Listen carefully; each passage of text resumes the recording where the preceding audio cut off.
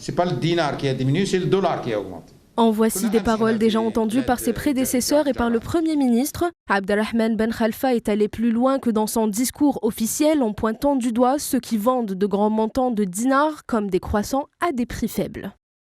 J'ai connu des pays qui étaient dans une situation plus difficile et leurs nationaux n'ont pas vendu leurs dinars comme des croissants.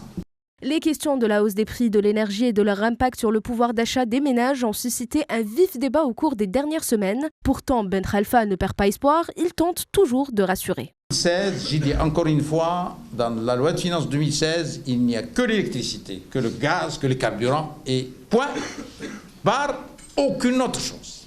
Ce qu'on a rajouté est très loin par rapport à la marge. Mais ce sont tous les Algériens qui en profitent.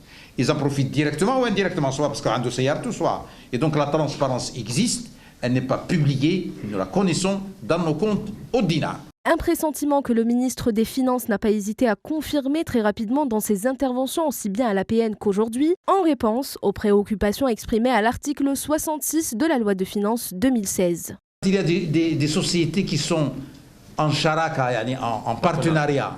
Ils passent par une décision du CPE. D'accord. Et donc, cette ouverture n'est pas un khatar, c'est un tawsi'. Ces propos ont surtout confronté dans l'esprit de la plupart des commentateurs l'idée selon laquelle la révision des subventions a déjà commencé et que les hausses des prix de l'énergie prévues dans le cadre de la loi de finances 2016 sont les premières d'une longue série de hausses graduelles.